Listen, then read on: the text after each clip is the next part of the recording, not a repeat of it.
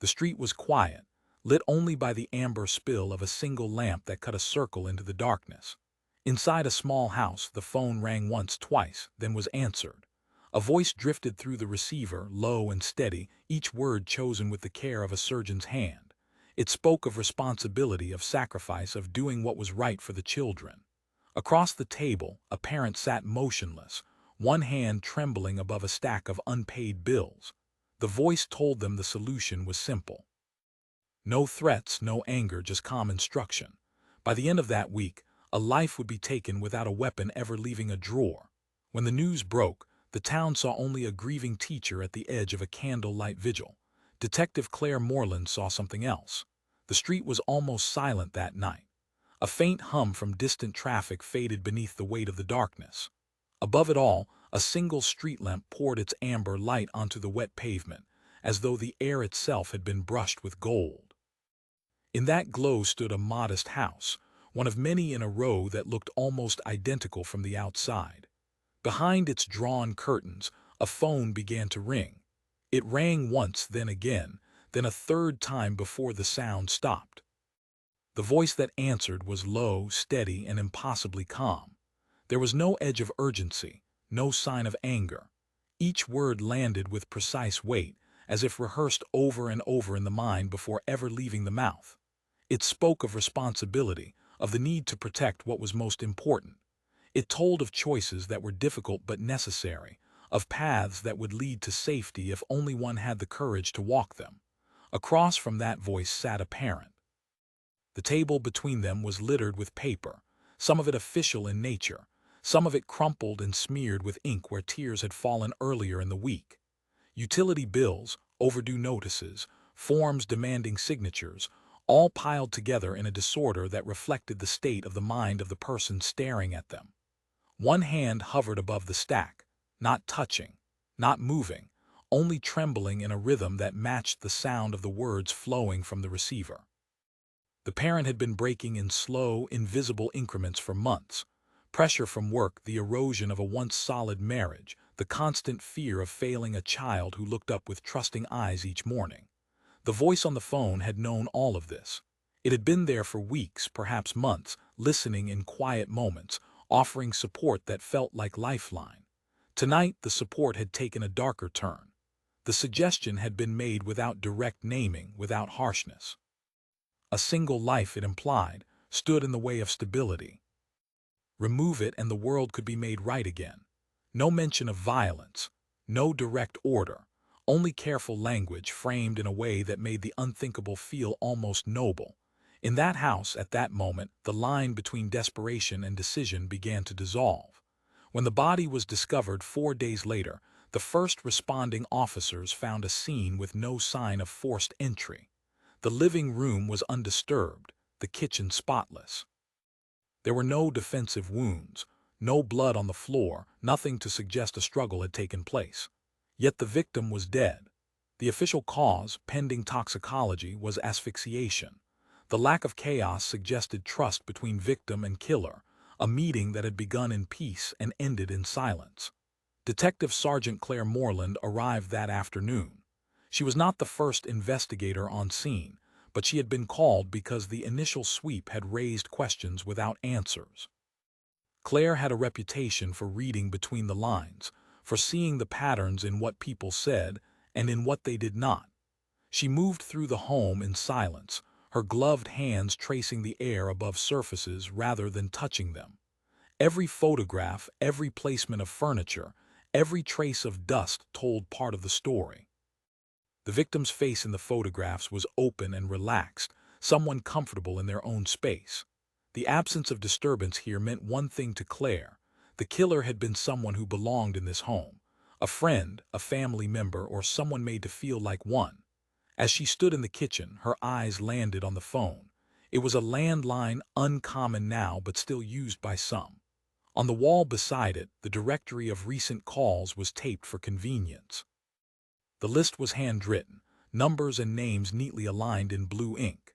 At the bottom of the list was a number with no name attached, circled twice. Claire asked the evidence team to secure the record. It would take time to trace, but she had learned long ago that the calls without names often spoke loudest. The days that followed were filled with interviews. The victim's colleagues, neighbors, and acquaintances all described the same person: polite, generous, impossible to imagine in conflict. The only point of friction mentioned by more than one person was a disagreement with a parent at the local school over a committee decision. The detail was small, almost trivial, but in Claire's experience, seemingly small details could conceal deep resentment. When she visited the school, the hallways still smelled faintly of disinfectant and crayons. In the meeting hall, a group of parents stood talking in low voices. The kindergarten teacher at the center of the group smiled warmly when she noticed Claire. She introduced herself with the kind of ease that made people feel instantly comfortable. Claire returned the greeting, noting the teacher's posture, her unblinking eye contact, and the faint upward tilt of her head that conveyed control without force. The conversation stayed on safe topics until Claire mentioned the victim. The teacher's expression shifted in a way almost imperceptible, but not to someone trained to read faces. The smile remained, yet the muscles around the eyes stilled, and the head tilt vanished. She offered condolences, spoke of shock and sadness, and insisted she had no idea why anyone would target the victim. Later that evening, Claire reviewed the phone records. The circled number from the victim's home matched a call made to the teacher's personal line. The timestamp was 2 nights before the death, lasting nearly 30 minutes. The same number appeared again on the night before the murder, this time for almost an hour. Claire did not move immediately. To confront too soon was to risk driving the truth deeper underground. Instead, she began assembling a timeline, placing every known movement of the victim and the teacher side by side. Patterns began to emerge, subtle but present. The next step would be to secure audio, if it existed, from those calls. In most cases, private conversations left no trace beyond records, but Claire knew of one possibility: the parent mentioned earlier in connection with the disagreement. That parent had been the source of tension with the victim, and records showed multiple calls between that parent and the teacher in the weeks leading up to the murder. It was a fragile link, but one worth pulling. Claire scheduled an interview for the following morning, determined to keep her tone measured, her approach patient. The truth, she knew, rarely arrived in a rush. It came in fragments, like the faint outlines of a picture slowly emerging from the shadows. And somewhere in those shadows, the voice from that phone call was waiting. The morning air was cool, carrying the faint scent of rain that had passed through in the early hours. Detective Sergeant Claire Morland stepped out of her vehicle and paused for a moment to take in the street where the parent lived. The houses here were modest, much like the one where the victim had been found, yet each bore small details that spoke of the people inside. A chipped garden gnome, a brightly painted mailbox, a porch chair left out year-round despite the weather. The parent's home was at the far end, partly shielded by a tall hedge that might have offered privacy but now seemed more like a wall. Claire approached with steady steps, mindful not to project authority too forcefully at the start. She needed conversation, not confrontation. The door opened after a brief delay, revealing a tired face framed by hair that looked as though it had been brushed in haste. The interior smelled faintly of stale coffee and cleaning products. Papers were stacked on a small desk near the entryway, some with red print across the top indicating overdue balances. Claire's gaze registered the scene without lingering, storing away impressions for later reflection. She spoke in a measured tone, guiding the conversation toward the victim. The parent spoke slowly, voice wavering in places, describing the last time they had seen the victim. What caught Claire's attention was not the account itself but the pauses. They came not when the memory might be expected to falter, but when the subject of the kindergarten teacher emerged. In those moments, the parent's eyes shifted away, scanning the room as though searching for something unspoken. Claire allowed the silences to stretch, a tactic she had used often in interviews. People tended to fill silence, and in doing so, sometimes revealed more than they intended. Eventually, the parent admitted to long conversations with the teacher, describing them as supportive and encouraging. They insisted the teacher had always been kind, always offering advice on managing stress and handling conflicts. Yet certain phrases stood out. The teacher had spoken often of removing obstacles, of making decisive moves for the sake of stability. None of this was overtly incriminating, but the framing was notable. When the subject of phone calls arose, the parent hesitated before acknowledging that they had recorded one. The reason given was practical, not suspicious. They often recorded important conversations to avoid forgetting details. Claire did not react outwardly, but inside she felt the tension shift. A recorded call between the parent and the teacher could be the first tangible piece of psychological evidence. The parent retrieved a small handheld recorder from a drawer and placed it on the table. The device was inexpensive, the kind sold at office supply stores, yet it held the potential to unravel weeks of carefully chosen words. With the parents' consent, Claire secured the recorder as evidence and assured them it would be analyzed. Back at the station, the digital forensics unit began the process of copying and preserving the recording. Claire listened to it in a quiet room, headphones sealing her off from the outside world. The voice of the teacher was as she remembered from their meeting, calm, unhurried, each word delivered with precision. There was no direct suggestion of harm, no explicit mention of the victim. Instead, the conversation wound through topics of responsibility, of facing difficult truths, of ensuring a child's future. Then came a shift. The teacher spoke of burdens that could be lifted if one were willing to act. She framed the idea as hypothetical, yet the language was deliberate. The imagery used evoked a door that could be closed forever, leaving behind the noise and chaos on the other side. The parent responded in uncertain tones, but the teacher's voice smoothed over hesitation, offering reassurance that decisions made for the greater good were never truly wrong.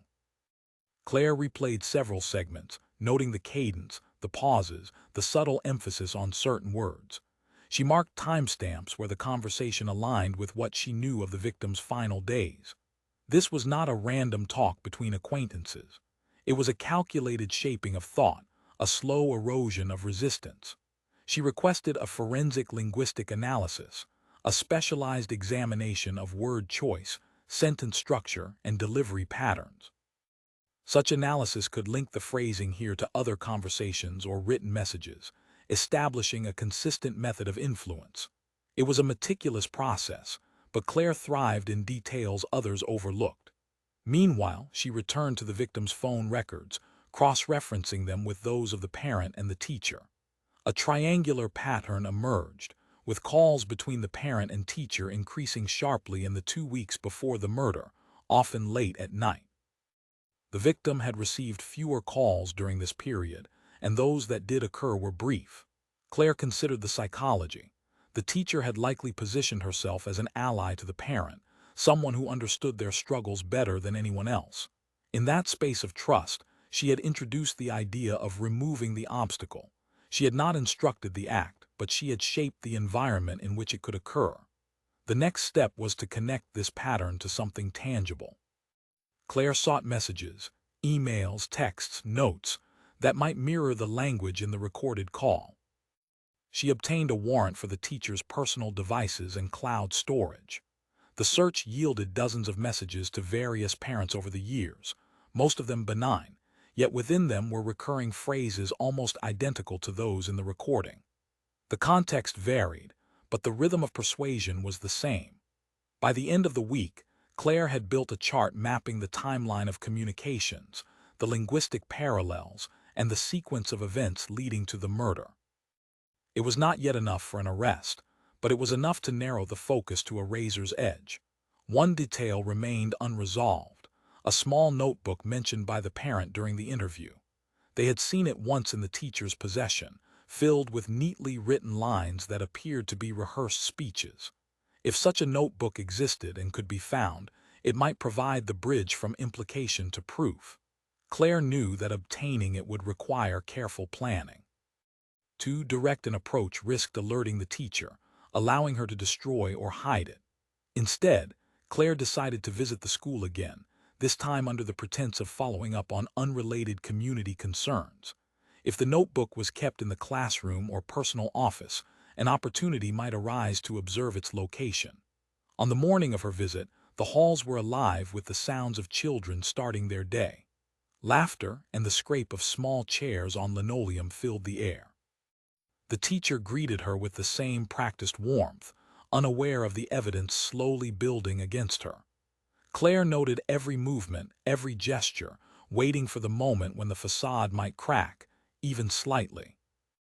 Somewhere in this room, she believed, lay the words that had turned suggestion into action. The school day was in full rhythm when Detective Sergeant Claire Morland stepped through the main doors for the second time in a week. The corridor smelled faintly of disinfectant and paper, with a softer undertone of wax crayons.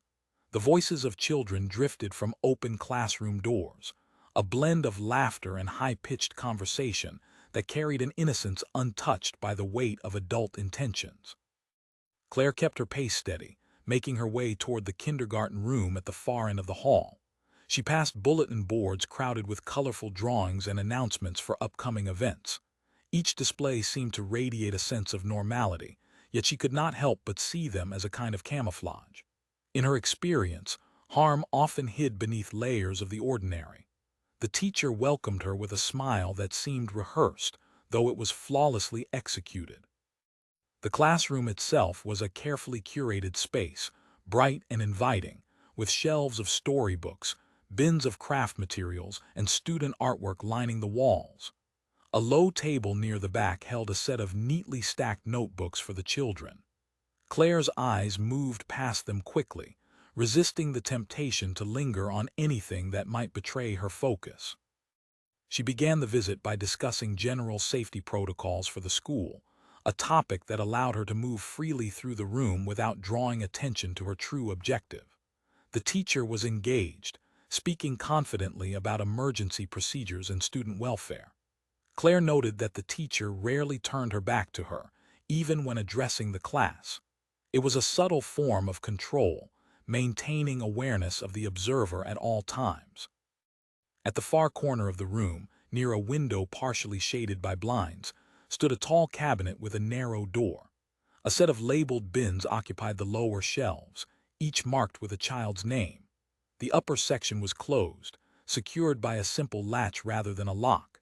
It was the kind of place one might keep personal materials separate from classroom supplies. Claire shifted her position gradually over the next several minutes, aligning herself so the cabinet remained within her peripheral vision. She was careful to engage in light conversation, asking about student activities and the logistics of upcoming events. The teacher moved about the room, occasionally glancing toward the cabinet, never for long but often enough to register in Claire's mind. Her instinct told her that the notebook, if it existed, might be there. She could not open it now without cause, but she could create conditions that might reveal its presence. She mentioned that she might return later with printed resources for the safety program, which would require her to place materials in the room when the teacher was occupied elsewhere. The suggestion was accepted without comment, but Claire observed a faint narrowing of the eyes, the kind of reflex that came when someone began calculating implications. After leaving the classroom, Claire walked to her vehicle but did not immediately drive away. She sat for several minutes, reviewing her observations. The cabinet was not locked, which suggested that its contents were not considered dangerous to students, or that the teacher was confident no one would look inside. The frequent glances toward it could be a habit, or they could indicate an awareness of something that should remain hidden. Back at the station, Claire arranged for a formal request to inspect personal teaching materials as part of a routine compliance check. This was not unusual in cases involving allegations of inappropriate communication, and though the current investigation had not been disclosed to the school administration, the procedure itself would appear legitimate. 2 days later, she returned with a staff liaison who provided the official pretext. The teacher cooperated, showing them various binders and lesson plans. When the cabinet was opened, the lower section matched what Claire had seen before. The upper section contained several personal items, a spare sweater, a tin of tea bags, a decorative mug, and a slim notebook bound in dark blue. Claire asked if she could photograph the contents for inventory purposes. The teacher agreed, standing close enough to observe the process. Claire held the notebook only briefly, enough to note its weight, and the fact that its pages were filled with tight, deliberate handwriting. She replaced it exactly as she had found it, thanked the teacher, and concluded the visit without revealing her interest. The photographs, while useful for confirming the notebook's existence, did not reveal its contents. That would require either a warrant or the teacher's voluntary submission, and the latter was unlikely. Claire decided to build the case further before making that move. She needed to demonstrate that the notebook was directly relevant to the murder investigation, not merely a personal journal. To do this, she revisited the forensic linguistic analysis. The specialists had identified a set of key phrases in the recorded call that also appeared in archived emails from the teacher to other parents. The recurrence was statistically significant, suggesting a consistent method of persuasion. If similar phrases were found in the notebook, the connection would be undeniable. While the analysis progressed, Claire began discreet interviews with other parents who had interacted closely with the teacher. Several described her as unusually attentive, often calling late at night to discuss school matters in tones that felt personal rather than professional.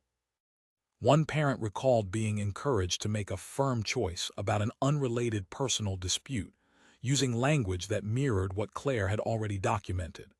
Piece by piece, the pattern solidified. The teacher established trust, identified vulnerabilities, and then applied subtle pressure to guide decisions. It was not overt coercion in the legal sense, but in the context of the murder, it could be framed as intentional influence leading to a lethal outcome. Claire requested surveillance of the teacher's movements outside school hours. She was not looking for the kind of evidence found in violent crimes. She wanted to see if the teacher handled the notebook frequently or took it from place to place. After a week of observation, a key moment arrived. The teacher was seen leaving the school late in the afternoon with the notebook in her bag, heading to a coffee shop on the edge of town. A plainclothes officer followed her inside, taking a seat where the table's surface was visible. For over an hour, the teacher wrote in the notebook, occasionally pausing to read back over previous pages. She appeared deeply focused, her posture rigid, her pen moving with deliberate strokes. The following day, Claire reviewed the surveillance notes and photographs. While the contents of the pages could not be seen clearly, the fact that the notebook traveled with the teacher and was actively used suggested it was central to her activities. This supported the argument for a warrant. By the end of the week, the warrant was granted. Claire planned the retrieval carefully, arranging to visit the teacher at her home under the guise of delivering updates on the school safety program. With her was an officer authorized to collect the notebook as part of the search order. When the moment came, the teacher appeared surprised but composed. The notebook was produced without resistance, though Claire noted the tension in the teacher's shoulders as it changed hands. The item was immediately sealed and logged as evidence. In the controlled environment of the evidence room, the notebook was opened for the first time by investigative staff. Claire stood nearby, her eyes scanning the first page. The entries were not personal reflections in the usual sense. They were scripts, blocks of text phrased as advice, each one tailored to different scenarios. Some addressed parents struggling financially, others spoke to those dealing with conflicts at work or in relationships. The phrasing was deliberate, each script ending with a subtle nudge toward decisive action. Midway through the book, Claire found an entry that mirrored almost exactly the phrasing from the recorded call that had led her here. The words were identical in places, the metaphors unmistakable. In that moment, the notebook became more than an object. It was the missing bridge between influence and act, between suspicion and proof. And now, the path toward arrest had begun to take shape. The notebook sat on the interview room table like a silent witness.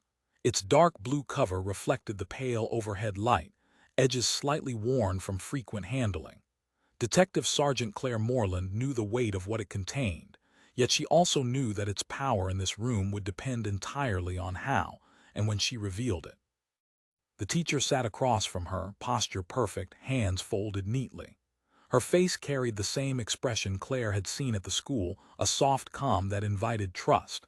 It was an expression designed to put others at ease, but in this setting it was also a shield. Claire had broken shields before, though never without patience. She began with neutral questions, asking about the teacher's week, her routine, her relationships with colleagues and parents. The teacher responded without hesitation, each answer shaped with care. There was no sign of overt nervousness, no fidgeting, no visible strain. Claire allowed the conversation to run in these safe channels for several minutes, building a rhythm that felt controlled by the subject. Then she shifted slightly, introducing the topic of communication with parents outside normal school matters. The teacher acknowledged such contact, framing it as dedication to the welfare of the children.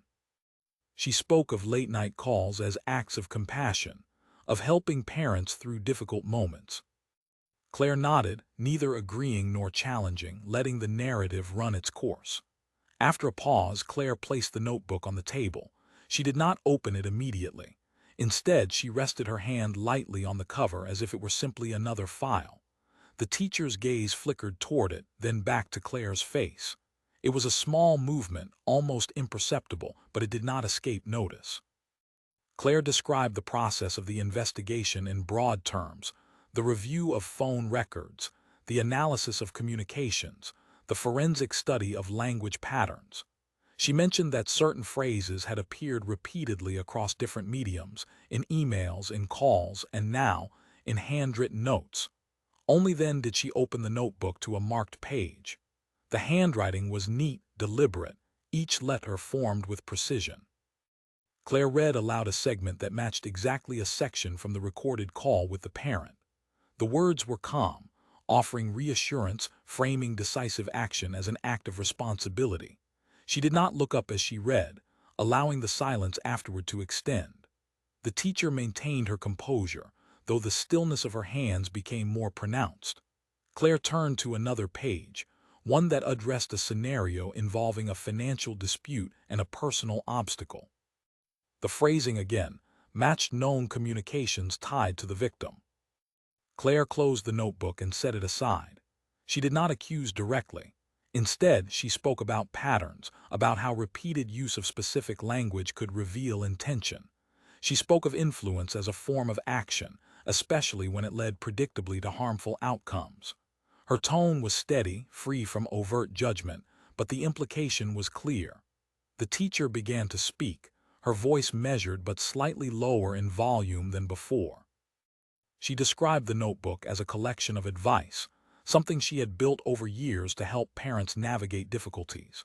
She denied any link to the death of the victim, framing the overlap in language as coincidence. Claire did not challenge the denial outright. She simply noted that the scripts were not general platitudes. They were tailored, specific, and in some cases mirrored the circumstances leading directly to the victim's death. To increase the pressure without breaking the procedural balance, Claire introduced the timeline chart. It displayed the sequence of communications between the teacher, the parent, and the victim. The spike in calls in the 2 weeks before the murder stood out in red. She aligned this with the dates of notebook entries, showing that certain passages had been written or revised just before those calls. The teacher's eyes followed the chart, her lips pressed into a thin line. Claire knew this was a critical moment, the point where the subject begins to understand the depth of the evidence, even if they do not admit it. She shifted the conversation to the concept of responsibility in indirect actions. She spoke about cases where individuals had influenced others into committing crimes, how the law recognized that orchestrating an act could be as culpable as carrying it out. The teacher listened without visible reaction, but Claire could see the subtle changes: a tighter posture, a brief pause before each response, a narrowing focus in the eyes. The next tactic was controlled silence. Claire allowed minutes to pass between questions, forcing the teacher to sit with the weight of the situation. In those spaces, the human mind often turns inward, replaying events, calculating outcomes. The more the teacher calculated, the more she risked small slips in the controlled façade. When Claire resumed, she returned to the recording. She described how forensic linguistics had matched its phrasing to the notebook and to messages sent over the years. She mentioned that the statistical probability of such matches occurring by chance was negligible. She framed it as a pattern too consistent to ignore. The teacher shifted in her seat for the first time, crossing her legs, then uncrossing them. It was a small change, yet in the stillness of the interview room it felt significant. Claire pressed gently, asking how she explained the alignment of language, the timing of entries, and the outcome of the parents' actions. The response was slower now, the pauses longer. The teacher maintained her denial, but began to emphasize her intent rather than the results of her words. She spoke of wanting to help, of never imagining that advice could lead to harm. This shift in focus was telling. It moved the discussion from whether she had said the words to how those words had been interpreted.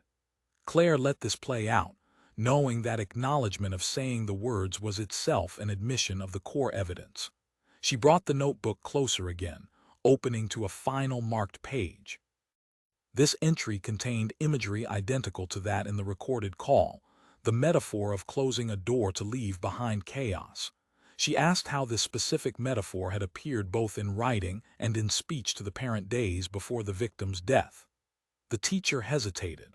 Her eyes dropped briefly to the page, then returned to Claire. She spoke of having used the metaphor many times, of finding it helpful in guiding people toward resolution. Claire responded by noting that resolution in this case had meant the end of a life. The teacher's lips parted slightly, as if to speak, but no sound came. Claire closed the notebook again, her movements deliberate. She stated that the investigation would continue to build on this evidence, and that influence, when deliberate and foreseeable in its consequences, carried legal accountability. She did not accuse directly, but she made it clear that the bridge between influence and action was one the law recognized. When the interview concluded, the teacher left the room with measured steps, her composure intact on the surface. Yet Claire had seen the signs, the pauses, the shifts, the small cracks in the calm exterior.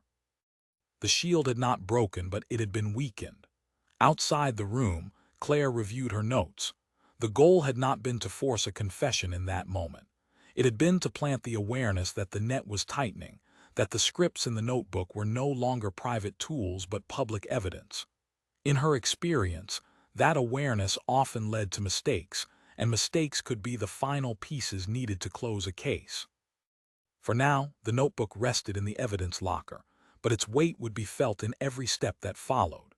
The days after the interview moved slowly, though the investigation did not pause. Detective Sergeant Claire Morland had learned to watch for the subtle tremors that followed a confrontation. People rarely walked away from the interview room entirely unchanged. Even those who left appearing composed would often begin to act differently in small, telling ways. Those changes were what she waited for now. The teacher returned to her normal schedule at the school, greeting parents in the morning, leading lessons, and attending staff meetings as though nothing had shifted. Yet beneath that routine, threads began to loosen. Surveillance officers stationed discreetly near the school noted that her movements became slightly less predictable. On several occasions, she left the building during lunch breaks, a departure from her usual pattern of remaining inside. One of these midday excursions took her to a small stationery shop on the edge of the district. The shop catered to artists and teachers, its shelves lined with sketchbooks, colored pens, and specialty paper. A plainclothes officer followed at a distance, noting that she spent nearly 20 minutes browsing the journals section before purchasing 2 new notebooks. The significance was not lost on Claire. The existing blue notebook was in custody, but the impulse to replace it suggested an attachment to the practice of recording her scripts. Later that week, the teacher visited a parent whose name had not previously surfaced in the investigation. The meeting lasted just under an hour, held in the parent's living room with curtains drawn. There was no immediate indication of wrongdoing, but Claire recognized the potential danger in leaving such interactions unchecked. She arranged for the parent to be contacted under a neutral pretext, allowing investigators to learn whether the visit had involved the kind of persuasive conversation already documented. The report came back the next day. The parent described the meeting as unexpected and somewhat intense. The teacher had spoken about taking control of one's circumstances, about making changes before problems grew worse. While no direct harm had been suggested, the tone mirrored the methods seen in the earlier case. This was enough for Claire to mark the interaction as part of a developing pattern of continued influence attempts. Another fracture appeared when the teacher reached out to the parent who had committed the murder, now in custody awaiting trial. Phone logs from the detention center showed that she had attempted to place a call twice within 3 days. The calls were blocked by the facility, but the attempts themselves carried weight. Contacting a central figure in the case while under investigation was a misstep that could be used to demonstrate consciousness of guilt. Claire also noted changes in the teacher's demeanor during routine public appearances. At the weekly PTA meeting, she spoke less than usual, avoiding leadership roles she had once embraced. Her smile remained, but it was slower to form, and her eyes scanned the room more often, as though searching for signals of judgment. The most significant development came from financial records. An analyst on Claire's team discovered a series of small cash withdrawals from the teacher's personal account in the days after the murder. The amounts were modest, each one under the threshold that might trigger automatic alerts, but together they formed a steady drain. When matched to surveillance footage from local ATMs, the withdrawals appeared deliberate and cautious. Claire theorized that these funds could be intended for use in persuading others to remain silent or to distance herself from potential witnesses. Either possibility increased the urgency of moving the case toward formal charges. The evidence was strong, but she knew that tightening the net without causing the suspect to shut down completely required precision. To that end, she authorized a controlled approach. Investigators would allow the teacher to believe she retained some measure of control over her environment, even as they documented her every deviation from routine. This strategy relied on patience, the kind of patience that allowed a fracture to widen naturally until it became impossible to conceal. The widening came sooner than expected. One evening, the teacher drove to a storage facility on the outskirts of town. Surveillance teams followed at a discreet distance. She entered her unit carrying one of the new notebooks purchased from the stationery shop.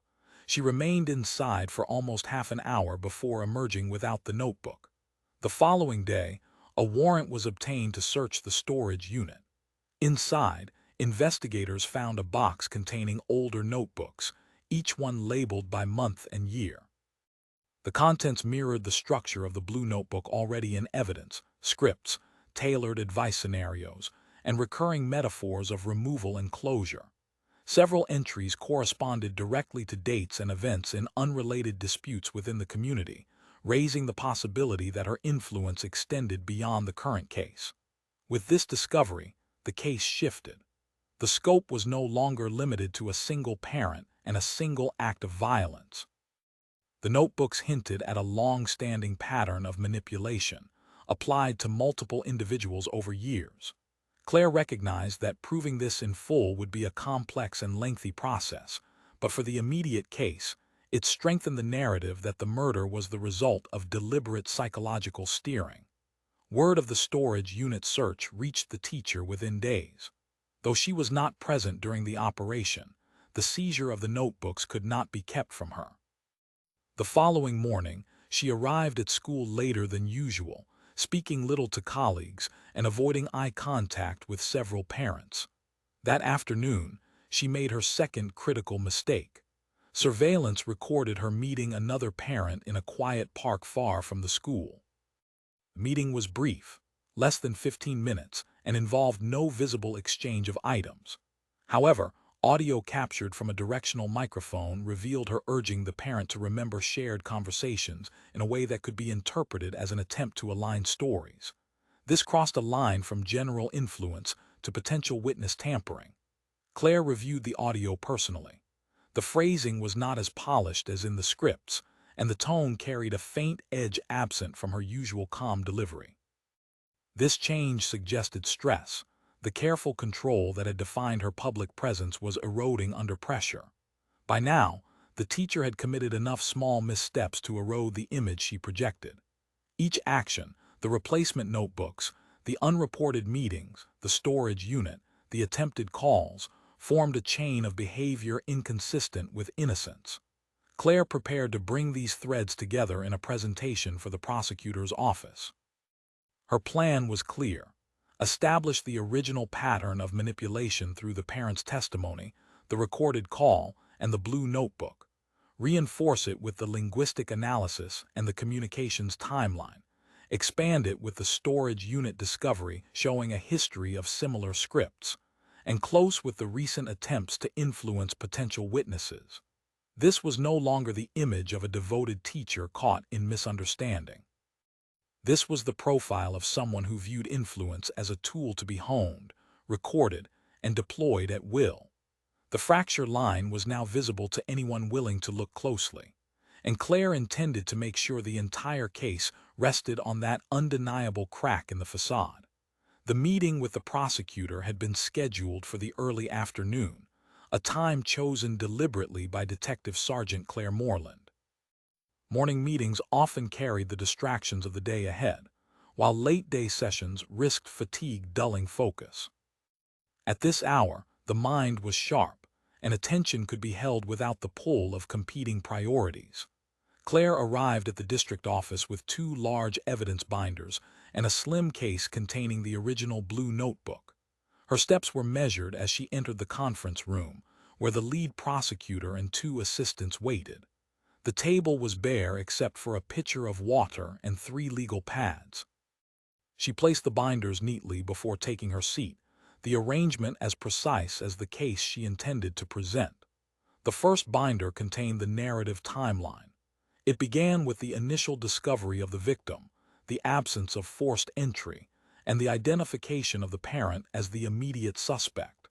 Claire outlined the early interviews, emphasizing the moment when the parent first referenced the teacher's advice as a guiding factor in their decisions. She moved through the progression without unnecessary detail, focusing on the elements that built the through line from influence to action. Next came the communication records. Claire opened the second binder to the chart mapping calls between the teacher, the parent, and the victim. The visual impact was immediate, a steady baseline of contact over months, followed by a sharp escalation in the 2 weeks before the murder. Each spike in communication aligned with corresponding entries in the teacher's notebook.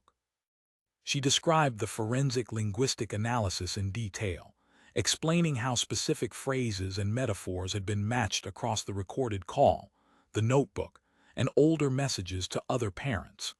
The statistical probability of this overlap occurring by coincidence was, according to the experts, negligible. Claire was careful to note that the language was not simply similar but identical in structure and imagery. The blue notebook itself was introduced next. She explained how it had been discovered in the classroom cabinet, photographed, and later obtained through a warrant. Inside were scripts tailored to various personal crises, financial strain, relationship conflict, workplace disputes, each ending with a subtle encouragement toward decisive, often irreversible action. One entry matched nearly word for word the conversation recorded between the teacher and the parent days before the murder. With the foundation laid, Claire moved to the expansion of the case through the storage unit discovery.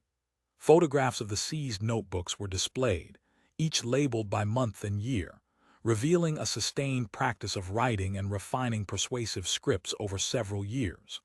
While not all entries were tied to criminal outcomes, the consistent structure reinforced the argument that the teacher's influence was intentional, methodical, and long-standing.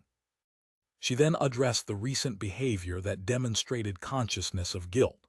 This included the purchase of replacement notebooks after the original had been seized, the unreported meeting with a previously unidentified parent, the attempted calls to the parent in custody, and the recorded conversation in the park that suggested potential witness tampering. The prosecutor leaned forward, hands clasped, as Claire described the park conversation. The tone of the teacher's voice, captured on audio, lacked the polished calm of her public persona. Instead, it carried an urgency, a tightening that betrayed the strain of maintaining control. This, Claire argued, was the sound of a façade beginning to fracture under investigative pressure. She presented the legal framing with equal precision. The case was not one of direct physical action, but of orchestration through influence. Under the applicable statutes, encouraging or persuading another person to commit a crime, when done knowingly and with intent, carried the same criminal liability as committing the act directly. The pattern of behavior, the matching language, and the targeted timing of communication formed a web too deliberate to dismiss as mere coincidence. The assistants asked about potential defenses, and Claire addressed them one by one.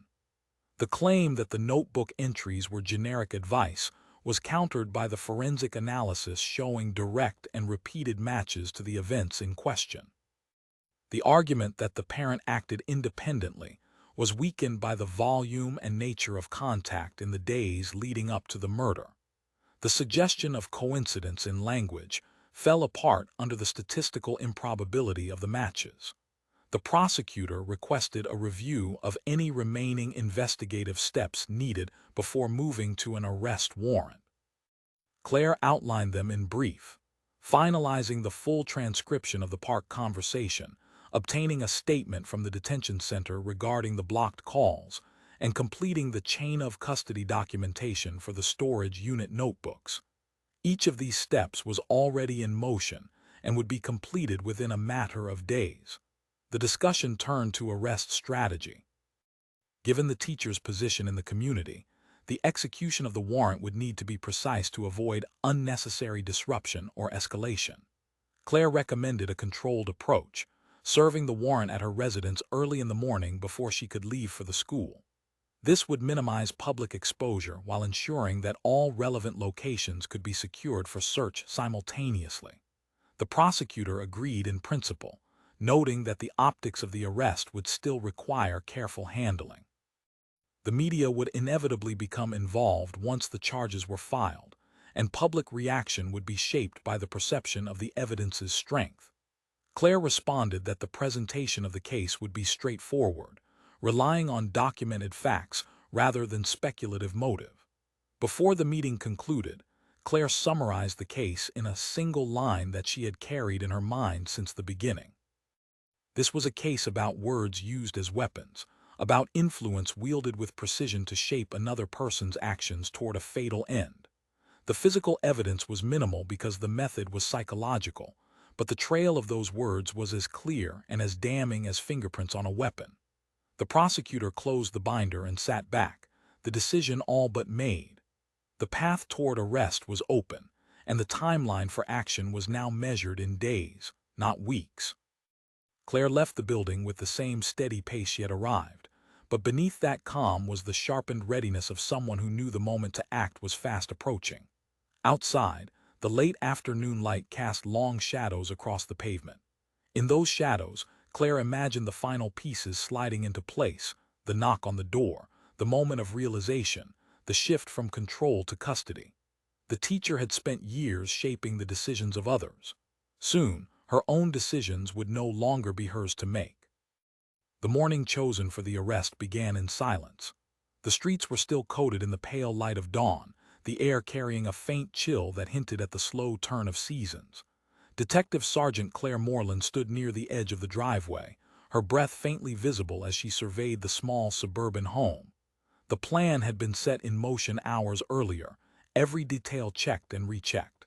This was to be a controlled execution, quiet, efficient, and precise. The arrest team moved into position with measured steps.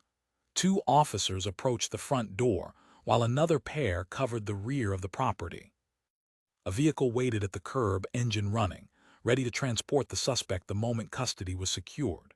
Claire's own role was to oversee, to ensure that the arrest was not only successful but carried out without unnecessary incident. The teacher's house was modest, the kind of place that might otherwise draw no notice. A small garden bordered the front, dormant for the season, its soil dark and damp from recent rain. Curtains were drawn across every window, keeping the interior hidden from view. The doorbell was pressed once, followed by a firm knock. Inside, faint movement could be heard, the sound of footsteps, the scrape of something against the floor. When the door opened, the teacher stood framed in the soft interior light. Her hair was pulled back, her face free of the carefully applied cosmetics she often wore in public. For a moment, there was only stillness, the gap between the appearance of normal life and the realization of what was about to happen. The lead officer announced the warrant in a calm, measured tone. The words carried the authority of law, leaving no space for misunderstanding. Claire watched the teacher's expression shift in real time, the quick widening of the eyes, the brief flare of disbelief, the almost imperceptible tightening of the jaw. She did not protest loudly, but the smooth calm that had defined her public presence began to fracture at the edges. Her voice was low, slower than usual, each word measured yet lacking the usual confidence. The arrest was carried out without physical resistance, but Claire noted the stiffness in the teacher's movements as the cuffs were applied. Inside the home, the search began immediately. Officers moved through the rooms with quiet efficiency, cataloging personal effects, securing electronic devices, and photographing every relevant space. Claire stepped briefly inside, noting the neatness of the interior. Shelves of books lined the living room wall, many of them related to child development, communication, and persuasion techniques. On a side table sat a mug half filled with cold tea, next to a pad of paper covered in tightly written notes. The bedroom revealed a small writing desk, its drawers containing stationery, envelopes, and several bound journals similar in appearance to those found in the storage unit. Each item was logged and bagged. Claire understood that even without incriminating content, the physical similarity to the earlier notebooks could reinforce the narrative of method and habit. Back outside, the teacher was placed in the waiting vehicle. Claire entered the back seat beside her, a calculated decision to observe her closely during the short drive to the station. The teacher sat upright, gaze fixed on a point outside the window. Her breathing was steady, but her fingers flexed slightly against the restraints, a silent rhythm that hinted at contained agitation. Claire remained silent for the duration of the drive. She had learned that the absence of conversation often encouraged people to fill the void, and though the teacher said nothing, her shifting posture betrayed an inner struggle to maintain composure. The mask was still in place, but the strain of holding it was becoming visible. At the station, the booking process proceeded according to procedure. Fingerprints were taken, photographs captured, personal belongings inventoried and secured. The teacher complied with each step, yet her movements had lost the practiced grace that once defined them.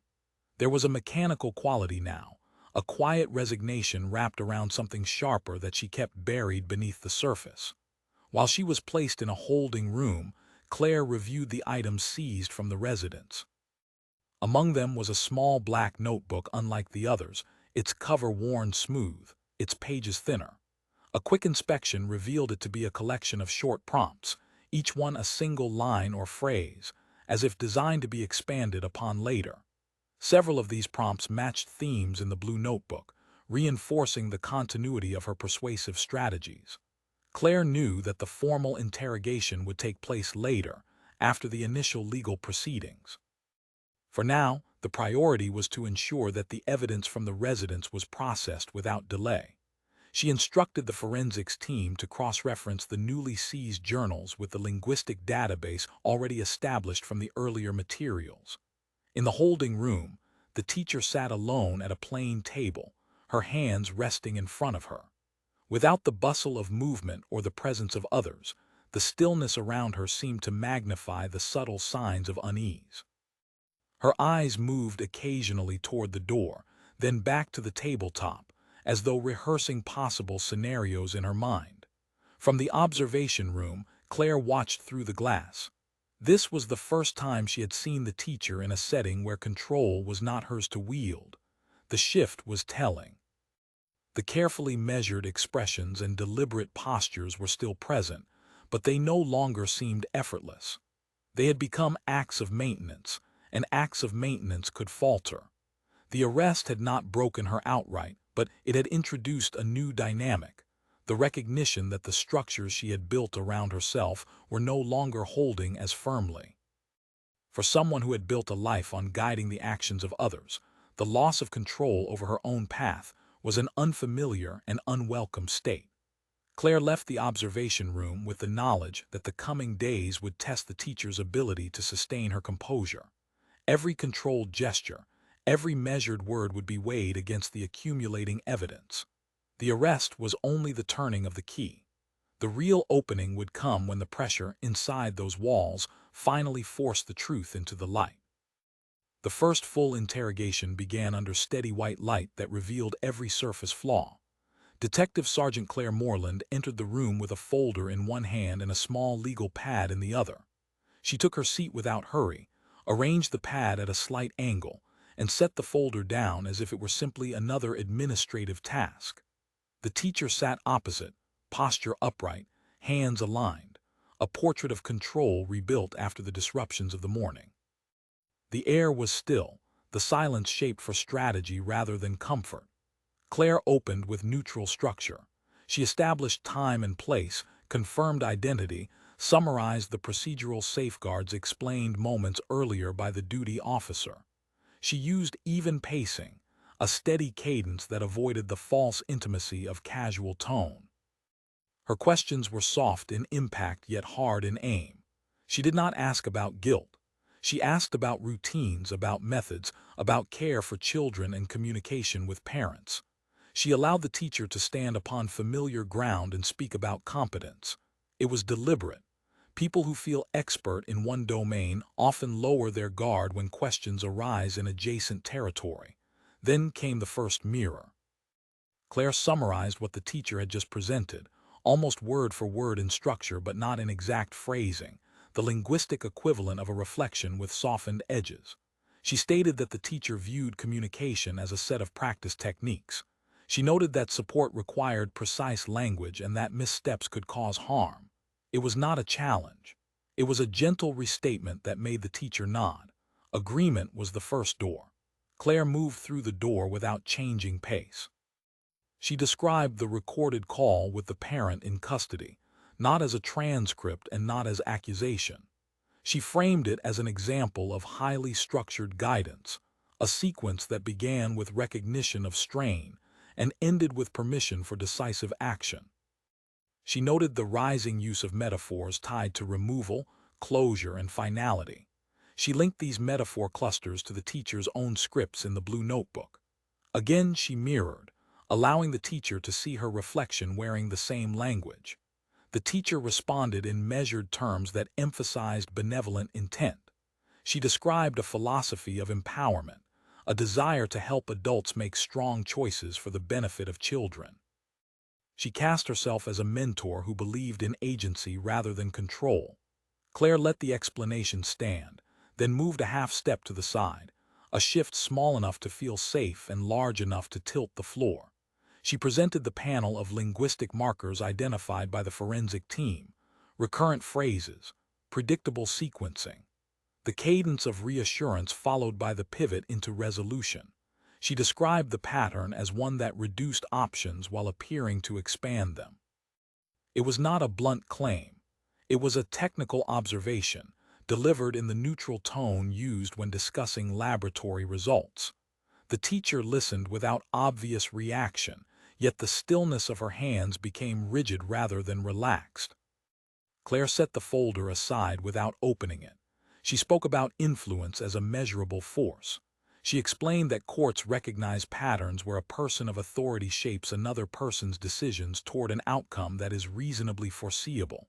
She noted that when the outcome is lethal, influence can rise to orchestration. She kept her voice even, free of triumph. She was drawing lines on a map, not shaking a banner. Then she raised the notebook without lifting it off the table. She let its presence supply the gravity. She recited the timeline that showed entries revised in the days before key calls.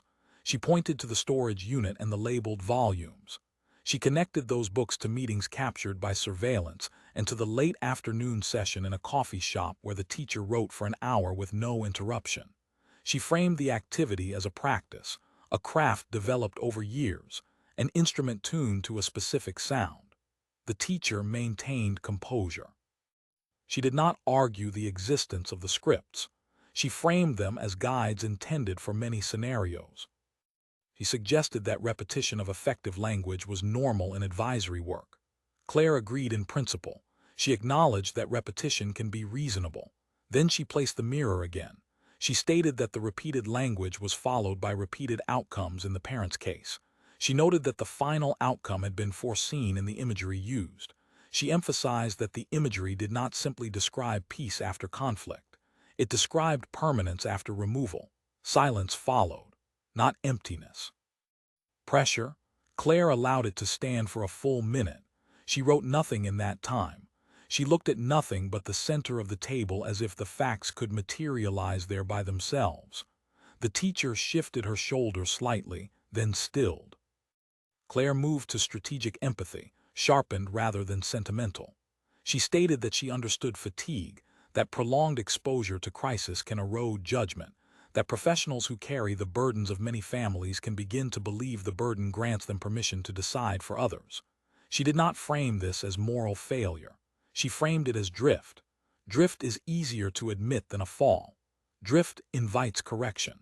Claire offered correction not as punishment but as alignment with law. She described law as a structure that returns drift to course. The teacher absorbed this without visible relief. The next sequence was the calibrated reveal.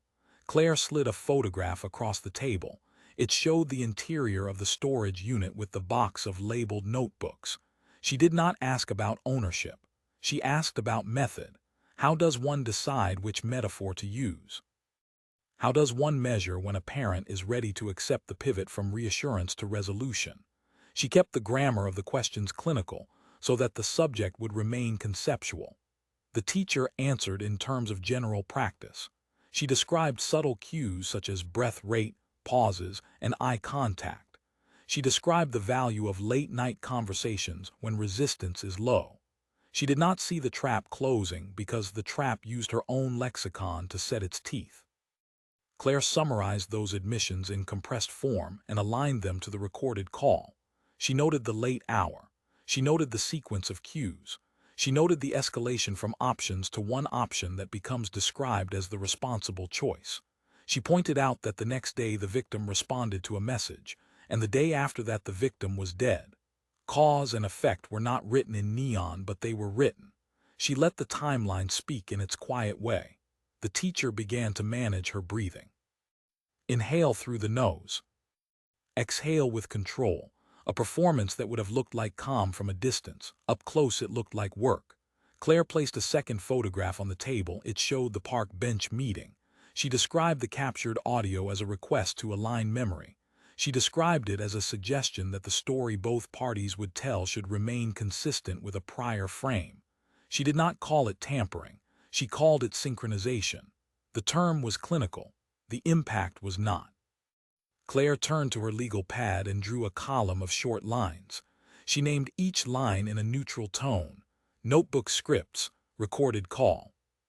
Communications chart, storage unit, park audio, attempts to contact the parent in custody, replacement notebooks. She left the pen on the last line and looked up. The teacher looked at the pad rather than at Claire. People often look where their control has been reduced. Lists are a reduction of control. They are a cage of ink. The teacher resumed the theme of intent. She repeated that the aim had been support. She emphasized that the parent made the final decision. Claire did not dispute the claim of agency. She accepted it and then placed it inside a larger frame. She stated that agency can be engineered by those who understand where to place pressure. She stated that the teacher had cultivated precisely that knowledge and had written it in her own hand across years of study and practice. She noted that the parent's agency had been narrowed by that design until it expressed the will of its designer. Claire leaned back, not as a show of power, but as a signal that no rush was needed. She allowed another minute of silence. Then she asked the only direct question of the day. She asked whether the teacher believed that the imagery in her scripts could lead a person to believe that the permanent removal of an obstacle was an acceptable outcome. She did not demand a yes or a no. She left a space in which truth could fit. The teacher did not answer. She adjusted her hands and considered the door. She looked at the light fixture and then at the folder. Her eyes returned to the legal pad and the column of lines. She did not speak, yet the absence of words was in itself a form of acknowledgement. Claire did not press. She closed the folder to indicate the session had reached a natural pause. On the way out, Claire provided a short procedural summary to the recording officer. She requested a full transcript marked with time codes at key mirrors and pivots. She asked the linguistics unit to annotate the session with attention to moments where the teacher adopted Claire's framing and where she avoided it. Adoption would indicate susceptibility to being led into admissions. Avoidance would indicate areas of entrenched defense.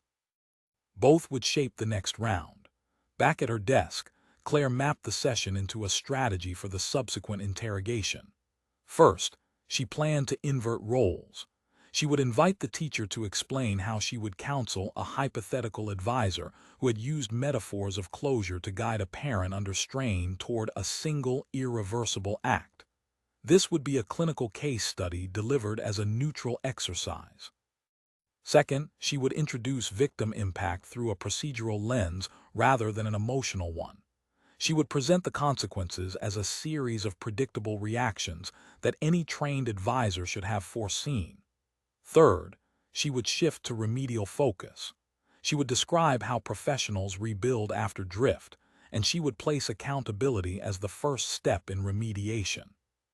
This would remove moral theater and replace it with structured repair. Confession appears more possible when it feels like the beginning of work rather than the end of self. In the observation room, Claire reviewed the video again. She slowed the playback at the moments where the teacher began to respond with descriptions of cues, breath rate, pauses, the value of late-night vulnerability. These were the teeth of the method. She captured still frames and placed them beside the parent's recorded call. The alignment was unnerving in its precision. Different rooms, different days, the same choreography. Evening settled across the building as she finished her notes. The corridor outside quieted. Phones stopped ringing. The hum of the ventilation system seemed louder in the absence of voices. Claire filed the day's materials and closed her notebook. She sat for a moment with hands flat on the desk. The case had entered its critical phase. The facts were aligned. The law was prepared. What remained was the final movement inside the interview room, a sequence that would either draw out admission or provoke a denial so rigid that the jury would feel its fracture in their bones. In the cell block, the teacher lay on the narrow bunk with eyes open. She stared at the ceiling and repeated practiced breathing. Through the camera lens, the motion looked smooth. The audio captured a single breath that caught on the edge of a thought. Control is a habit. Habits falter when they are needed most. Morning would bring part 2 of the interrogation. Claire would carry the mirror again, then turn it until reflection became blade. Somewhere inside the teacher's practiced calm, there was a single truth shaped like a phrase she had written in every color of ink. Close the door and still the noise. Claire intended to open that door and let the noise speak. The second interrogation began with the same white light and the same plain table. Detective Sergeant Claire Morland carried in a single folder and a thin stack of blank forms. She sat with quiet posture and let the room find its stillness. The teacher arrived with a measured walk and a careful breath. The custody officer closed the door and the air settled into a steady hum. The day before had established a rhythm and a mirror. Today would turn that mirror into the narrow edge of a blade. Claire opened with structure rather than accusation. She outlined the agenda as a sequence of professional exercises. She spoke in the tone used for training and policy review. The approach was deliberate. The teacher understood training. The teacher believed in structure. A person who lives by method is often led by method. The first exercise was the case study. Claire placed a single page on the table. It contained a neutral scenario without names or places. An advisor speaks with a distressed parent over several calls. The advisor uses language that opens with reassurance and closes with finality. The parent acts in a way that ends a conflict forever. Claire did not ask who the advisor might be. She asked how a responsible advisor should critique the sequence. She asked where the risk points sit. She asked which phrases should be removed and which should be replaced with language that preserves safety. She asked for a professional review and nothing more. The teacher leaned toward the page and studied the scenario. She used a fingertip to mark the shifts in tone from comfort to decision. She paused over the metaphors tied to doors and silence. She noted the late hour of the calls and the narrowing of options over time. She wrote a short list of revisions that emphasized temporary steps rather than permanent closure. She wrote that the advisor should avoid images of removal.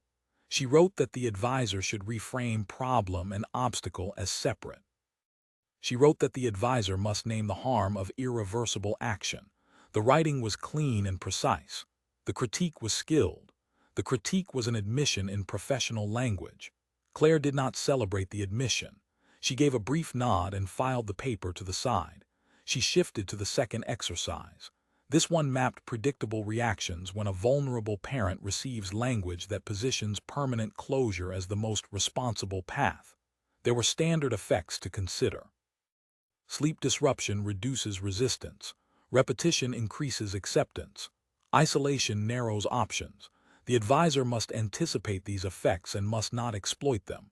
Claire asked for the teacher to annotate the map with checkpoints for safety intervention. The teacher marked early warning signs.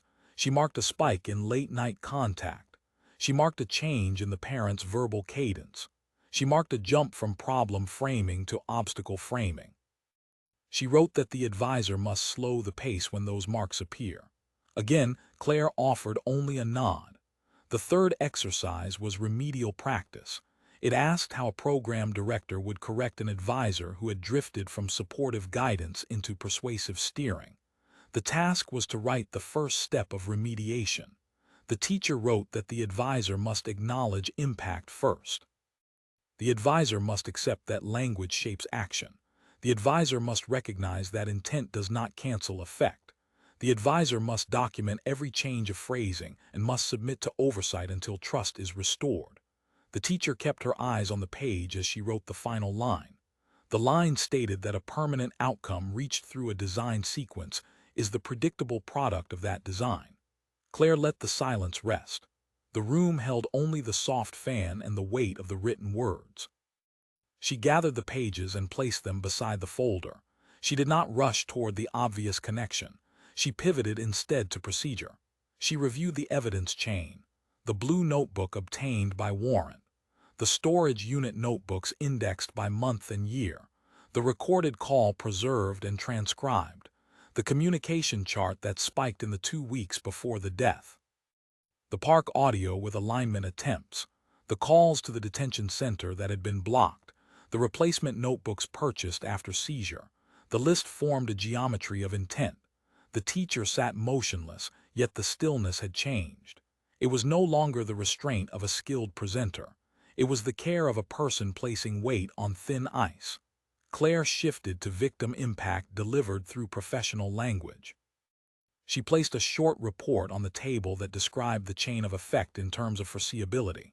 It did not describe the home or the grief or the vigil. It described decision theory under strain. It described language that substitutes certainty for doubt. It described the compression of choice that occurs when an authority repeats images of closure until they feel like duty. It concluded that a lethal outcome born from that sequence is not a surprise. It is the end point on a line drawn by the advisor. She asked whether the report was wrong.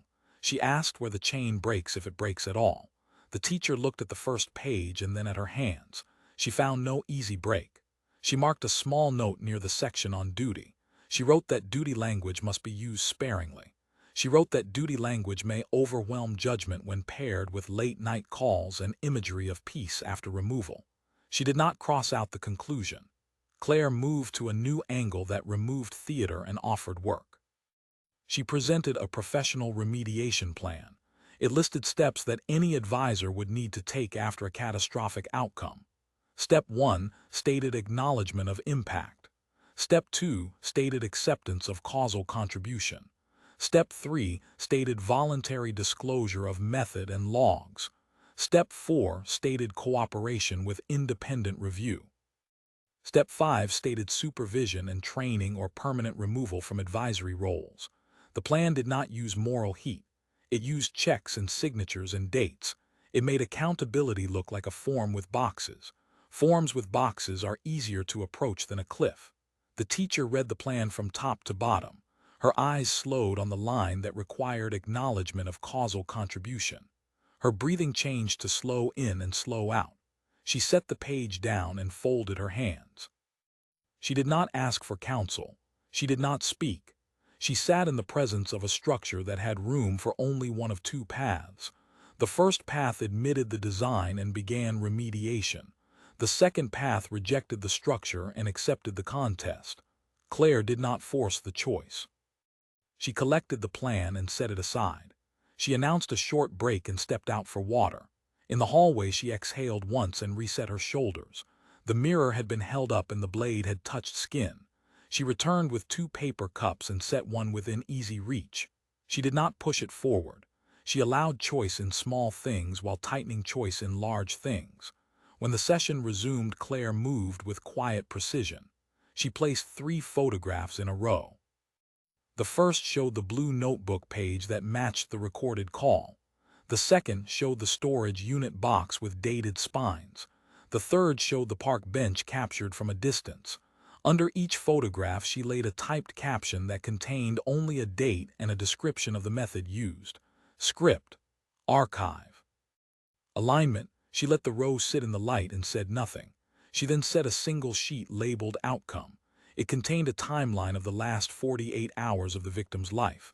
Contact times, message lengths, a purchase at a local market, a short walk recorded by a health device, the last call. The final entry in the timeline read silence. Claire did not speak the word. She touched the sheet with one finger and withdrew her hand. The teacher looked at the row and then at the sheet.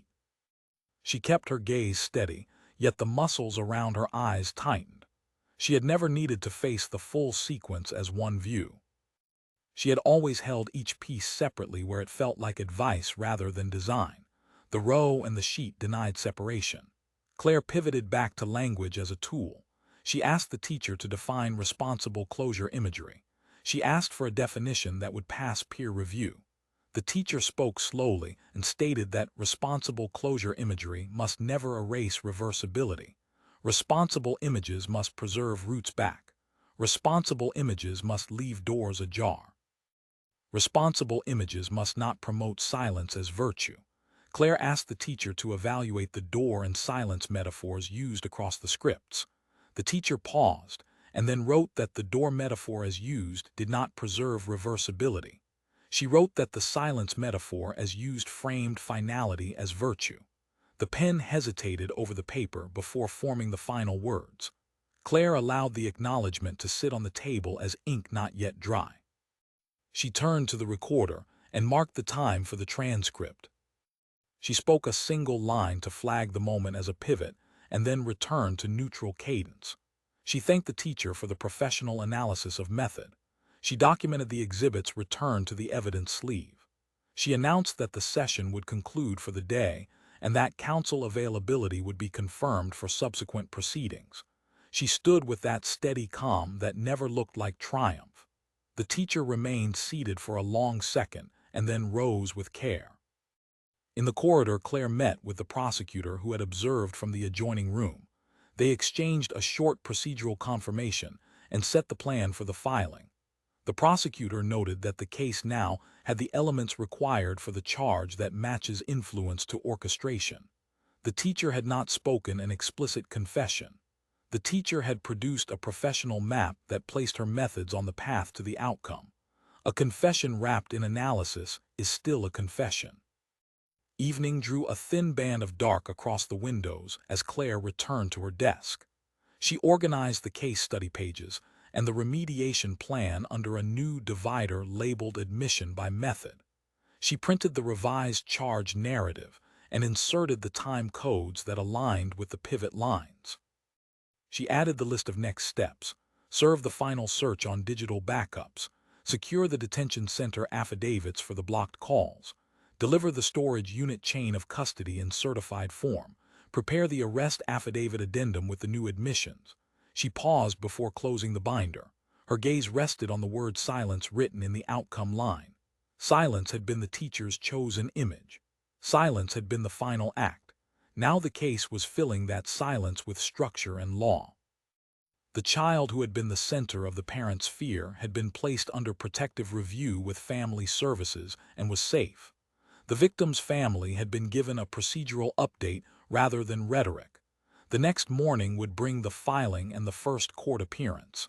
In the cell block, the teacher lay awake. The act of control had narrowed to breath and posture. The mind that had designed sequences for others now sat inside a sequence she had not designed. There is a difference between quiet and quiet imposed. The difference is weight. Morning would bring the charge. The interrogation work had reached its peak and had produced what Claire needed. Words had been turned against their maker. The mirror had been held until it cut. The path ahead was now a matter of service and hearing and argument before a judge. The outcome would be decided in a room where method is measured against law. The blade had done its work. Morning arrived with a thin wash of gray light across the courthouse steps. Detective Sergeant Claire Morland stood at the base of the stone façade with the case binder held firm beneath her arm. The air felt cold and clean. She preferred that feeling on filing days.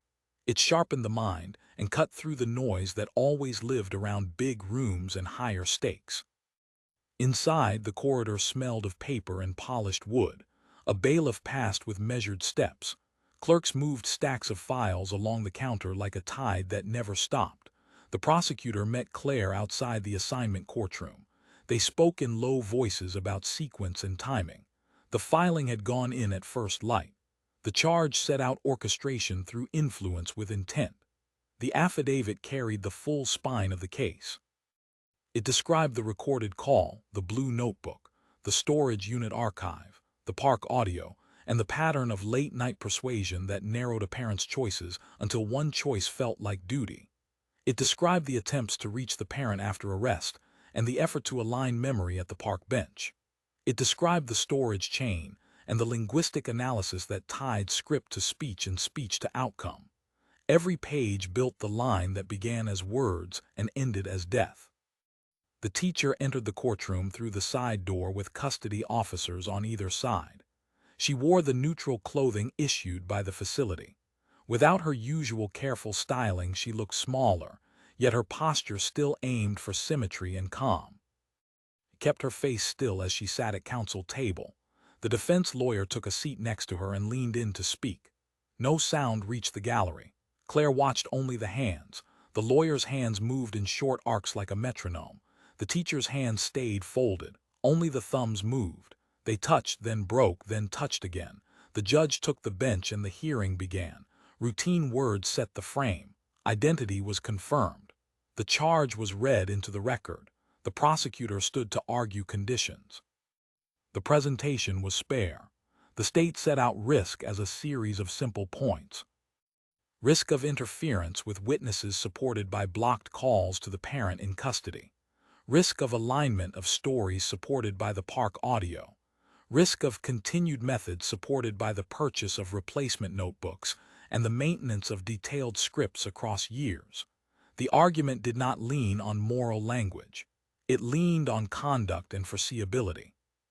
The defense responded with ties to the community, a clean record, steady employment, letters of support not yet filed but promised, and a claim that the notebooks were educational tools. Counsel proposed release with strict supervision. Counsel offered daily reporting and a prohibition on contact with named individuals. Counsel framed the recorded call as unfortunate and open to interpretation. Counsel stated that the parent had acted independently and that the state stretched language until it broke. The judge asked for the evidence anchors that mattered most at this stage. The prosecutor pointed to the match between script and recording as the first anchor. The prosecutor pointed to the storage unit archive as the second anchor. The prosecutor pointed to the park audio as the third anchor. 3 anchors made a mooring. Claire watched the teacher as each anchor was named. The eyes held steady, yet the jaw muscles marked the count like a clock you could see under skin. Ruling followed with no drama. The judge found that the state had shown a substantial risk of interference with the process. The judge ordered remand. The reasoning focused on conduct after the initial inquiry, the attempt to contact the parent in custody, the late meeting in the park, the purchase of new notebooks after seizure of the old. The judge set a date for the preliminary hearing and concluded. The gavel sounded once, and the tension in the room lifted by a fraction. Claire felt the shift as the custody officers rose to escort the teacher back. For a brief moment the teacher looked toward the gallery. It was not a plea for help and not a declaration of defiance. It was an assessment made by a person who had measured many rooms and who now measured this one and found it outside her control. The look lasted only a heartbeat. Then she turned and walked through the side door with the same careful posture she had used all her life. The prosecutor and Claire returned to the corridor and began the next phase without pause. The preliminary hearing would require clean lines and tight testimony.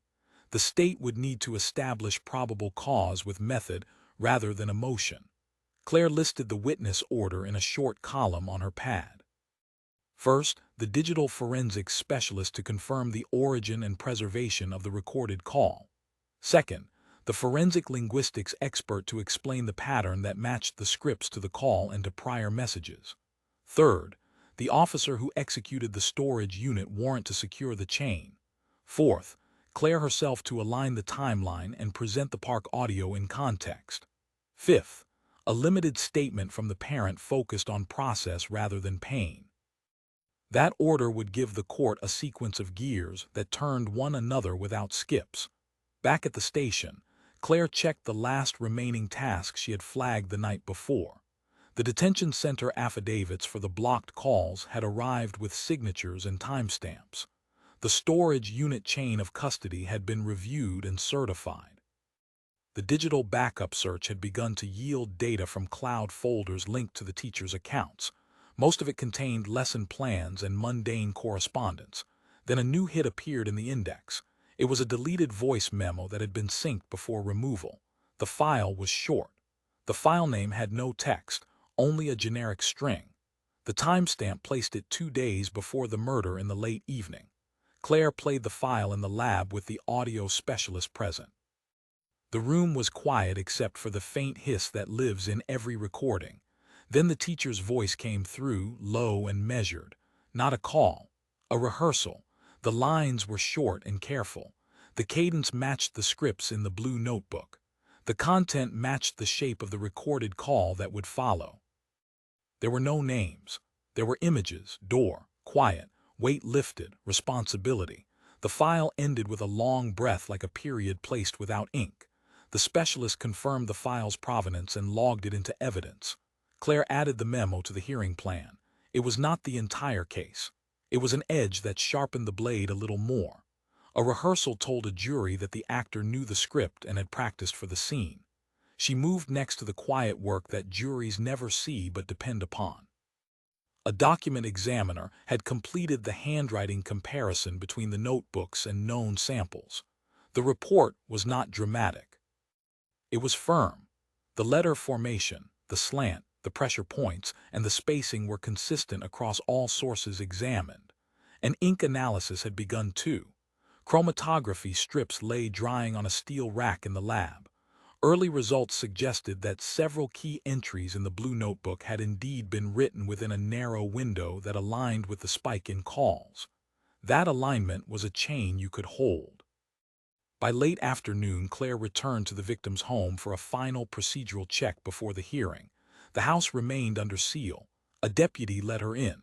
The rooms were as they had been. A cup sat clean on a drying rack. A blanket waited folded on the sofa arm. The landline phone still hung by the kitchen wall. Claire stood there for a full minute and listened to nothing. The case had never been about noise. It had been about an engineered quiet. She walked the room slowly to ensure that evidentiary listings matched the space and the labels. She verified that the call log extraction corresponded to the wall list of numbers.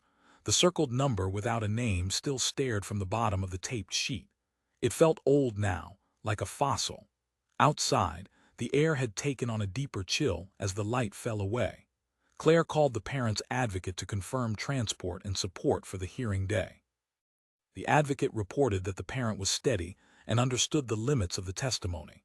The parent would speak only to process and would avoid adjectives. That restraint mattered. Precision would carry the day better than narrative heat. That night Claire sat with the prosecutor in a small conference room to rehearse the examination flow. They kept the questions short and factual. Each answer would carry a point. Each point would connect to an earlier point until the line was clear enough to see from the back row. They prepared exhibits in the order they would be shown. First, the communications chart set against a calendar of notebook entries. Second, the transcript slice of the recorded call with linguistic markers highlighted. Third, the photograph of the storage unit box in the first page of the index. Fourth, the clip from the park audio in which the alignment prompt could be heard. Fifth, the waveform image and certified metadata for the recovered voice memo. Sixth, the chromatography results summary overlaid on a timeline. The order formed a staircase that anyone could climb. The morning of the preliminary hearing came fast. The courtroom filled slowly. Few people speak in these rooms before things begin. The canny ones save their air. The digital specialist took the stand first and kept it clean. The linguist followed and drew a simple map of phrase clusters and pivots. The judge listened with attention that did not drift. The storage officer held the chain tight. Claire stepped up and placed the pieces in order with a steady cadence that matched her notes. The advocate kept the parent within the narrow lane promised. No spill, no flare, only facts. Defense counsel cross-examined with focus on intent and independence. Counsel tried to widen the gap between advice and action. Counsel asked whether metaphor is not universal. The linguist answered with specificity about sequence and frequency. Counsel asked whether the parent was not a free agent. Claire answered that agency can be engineered and that the defendant had built the engine in her own hand. No heat in that answer, only weight. The judge bound the case over for trial.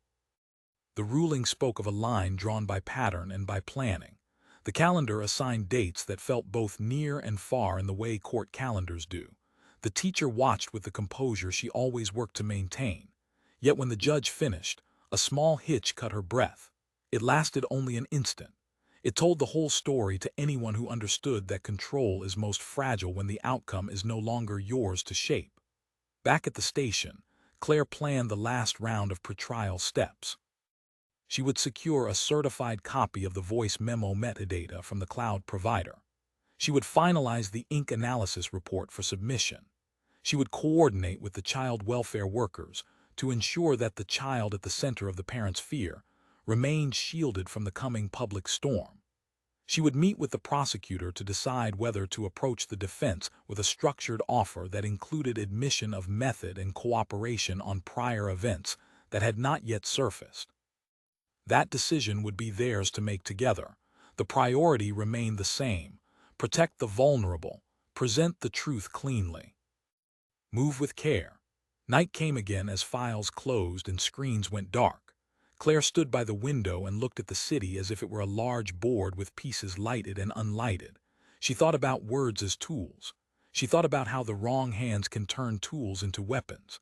She thought about the classroom that had looked so warm and gentle. She thought about the notebooks stacked in a box in a cold storage unit. She thought about a single line on a timeline that read silence. The case was nearly ready for its final shape. The trial would be the last mirror. Juries have a way of seeing through masks when the light is strong and steady.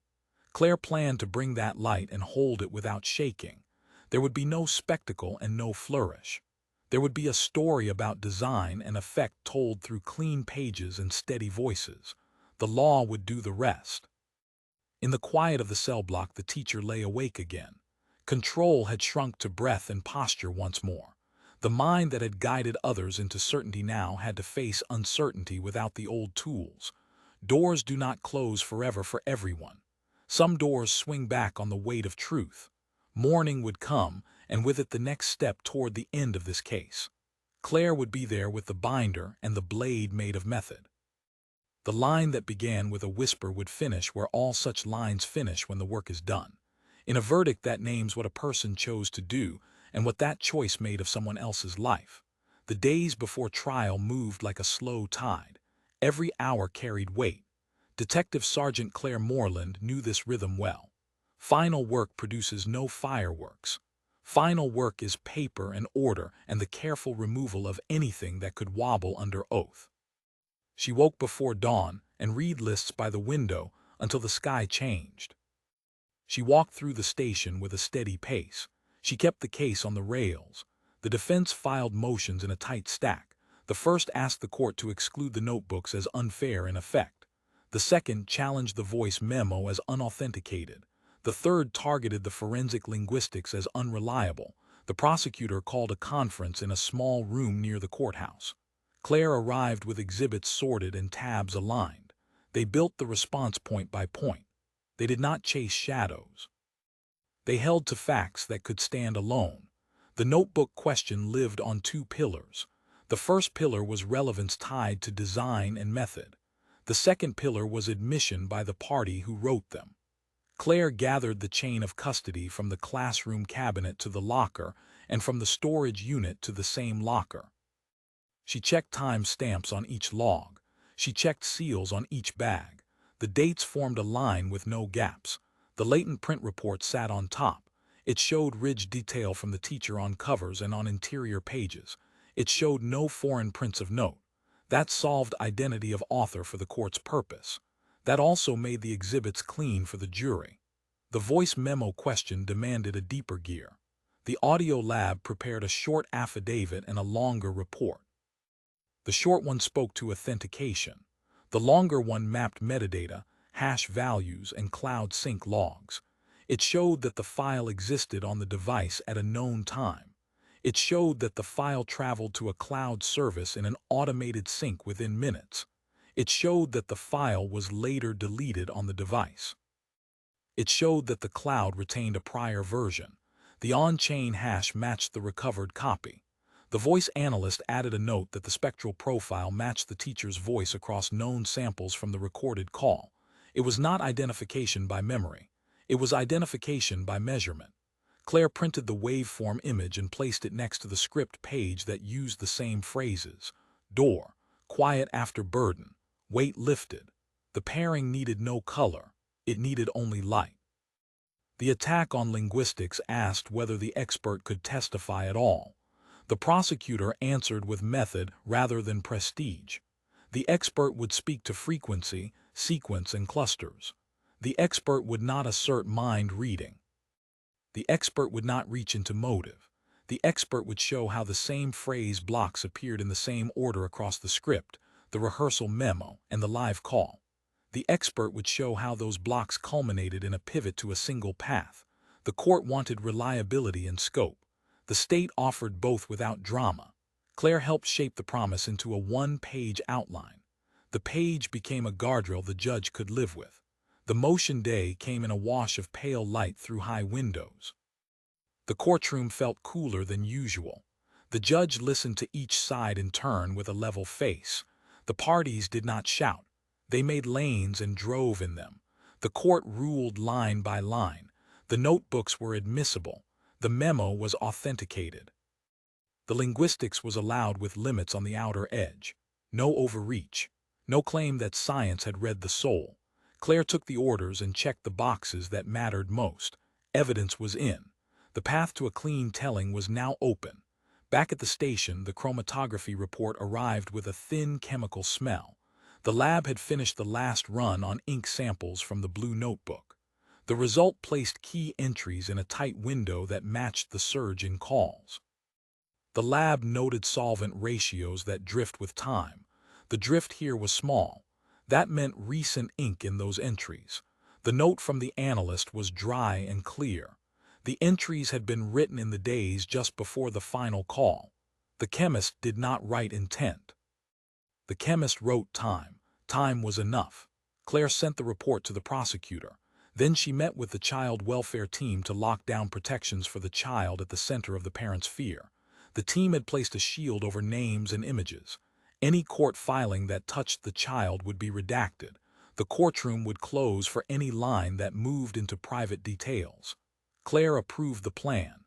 It was the right shape. It protected the innocent while the law examined the guilty. The parent met with the advocate and with Claire in a small room with soft lights. The goal was simple and narrow. The parent would testify about process. The parent would not speak adjectives.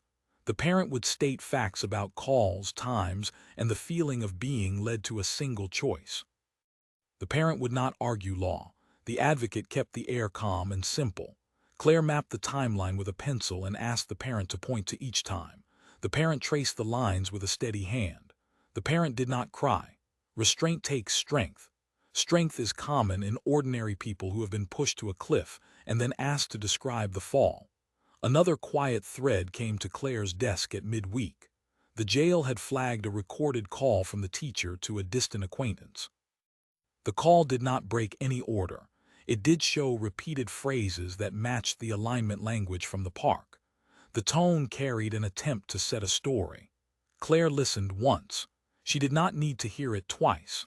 The prosecutor added a supplemental filing for notice under rules of evidence for other acts with probative value.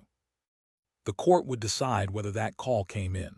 Even if it stayed out, the pattern it showed had already been secured by other means. The case did not lean on any one beam. Claire moved next into witness drill. The digital specialist would be first. The lines were clear: capture, preservation, hash. The witness would not step outside those lines. The linguist would be second: frequency, sequence, clusters, pivots. The guardrail would hold. The storage officer would be third: warrant, entry, index, chain, no theater, just doors and boxes and labels. Claire herself would close the state's case. She would draw the line and leave it on the table. Then the parent would step in to place one lived moment at the end of that line. It was a map built for a jury to read without a guide. In the quiet hours, Claire revised the exhibit list a final time. She removed 3 slides that added nothing. She shortened captions to plain terms. She aligned dates across boards so that eyes would not work to find matches. She placed the outcome timeline beside the recorded call slice. She placed the memo waveform beside the script page. She kept the park audio clip to a few seconds that held the alignment request like a pin. The defense sent notice of their own experts. A communications professor would speak about counseling language in education. A psychologist would speak about agency under stress. Neither notice caused Claire concern. Education experts often talk about tone and empathy. They rarely talk about tight pivot sequences that end in permanence. Psychologists can speak of independence. They must also concede pressure when design is present. The state would concede that the parent had a will. The state would show how that will was engineered to one path by a person who knew where to place weight. The court set a final conference for the day before openings. Claire stood outside the room while counsel spoke to scheduling and limits. She looked down the hallway at a long row of benches. The house where the victim had died had a similar hall. She had walked it in silence with a deputy weeks ago. She held that image for a breath, then let it go. The job now was the courtroom. Late that afternoon, the prosecutor asked Claire to sit for a short run-through of direct examination. They kept it tight. The jurors would hear minutes, not hours. Claire practiced answers that used terms the average person uses. She avoided jargon. She eliminated passive verbs. She cut any line that felt like conclusion. She was there to place facts in order, not to tell the jury what to think. Juries think well when given clean bricks and no fog. As the sun lowered, a courier delivered a compact disc and a paper packet from the cloud service. The packet contained a certification for the voice memo. It tied the file to an account and a sync event. It confirmed that the file had not been modified since the time of ingestion. The disk held a copy that matched the lab hash. Claire checked the numbers twice. The match stood. The memo moved from strong evidence to locked evidence. That night she returned to the station and wrote one page for herself. The page had 3 short lines. Words can be tools, tools can be weapons, weapons can be traced. She slipped the page into her binder where no one would ever see it. It was not for the jury. It was for focus. Focus is what holds a line straight when pressure builds. Dawn arrived on the first day of trial with a pale sky and a cool wind that moved down the courthouse steps. The teacher was brought in under the same controlled escort as before. Her posture showed effort, control as act rather than habit. Counsel for both sides arranged laptops and pads. The judge took the bench. The room settled. The clerk called the case. The panel of jurors filed in and sat with the heavy blend of curiosity and duty that lives in those chairs. Claire watched faces without judgment. Some eyes moved to the teacher. Some looked at the counsel tables. Some looked at the floor. All of them would look at the board soon enough. Openings would come next. The prosecutor would stand and present a story about design and effect.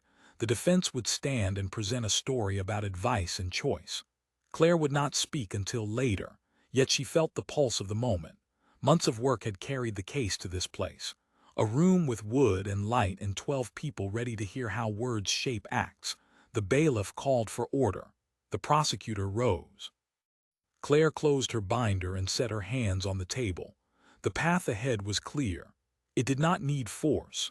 It needed pace and light, and a line that any person could follow from first call to final silence. The law would do the rest. It always does when the work has been done with care. The first day of trial opened with a hush that felt like held breath. The jurors sat with faces that gave away little. The clerk called the case and the judge nodded once. The prosecutor rose and delivered an opening built from clean boards and plain nails. The story was about design and effect. Words as tools. Tools turned into weapons. The defense followed with a narrow path about advice and choice. Counsel framed the teacher as a helper who had been misunderstood. Counsel promised that the state would confuse metaphor and intent. The room took each version without sound. The work ahead would decide which version could carry weight. The state began with the digital specialist. Capture. Preservation. Hash values. Sync logs, nothing fancy. The jurors saw how a phone becomes a vault when handled with care. The specialist showed the voice memo waveform and the match to the hash value in the lab report. The specialist explained time stamps in simple terms. The judge watched the clock and the faces and allowed the pace to hold steady. The defense asked about error rates and about the difference between a copy and an original. The specialist explained that a verified copy is not a rumor. It is a mirror that keeps every mark. The linguistics expert followed. The voice was calm and the slides were simple: frequency, sequence, clusters, pivots. The expert avoided any hint of mind reading. The expert stood inside the guardrail set by the court and used it like a guide rope. The jurors watched the same phrase blocks appear in the same order across a script page, a rehearsal memo, and the recorded call. A door appears. Silence appears. A weight is lifted when an obstacle is removed. The sequence repeats in each source as if drawn on tracing paper. The defense tried to widen the subject into general speech. The expert returned to the narrow map. The expert spoke of the pattern and left motive for others to argue. The storage officer took the stand to hold the chain. Warrant, entry, index, boxes labeled by month and year. The officer described sealing, logging, and transport without flourish. The jurors saw that a box in a cold unit had become a set of books on a table with tags that ran from start to finish without gaps. The defense asked about access codes and cameras, and the officer stayed inside the lane. Nothing was left to memory that could be left to a form. Claire stepped up after that and put the line together. She walked through the calls that grew like a spike in the last 2 weeks. She placed the blue notebook page beside the call slice and let the jurors compare lines with their own eyes. She placed the memo waveform under the script that used the same imagery. She played a short clip from the park bench in which the alignment request could be heard like a small hinge turning. She kept her words short and her tone level. She avoided adjectives. She placed facts in order and let the order do the work. The chemist arrived with ink and time. The report spoke through a few charts and a soft chemical smell that never quite leaves paper. The analyst explained how solvent profiles drift. The analyst showed how drift can fix when a line was written.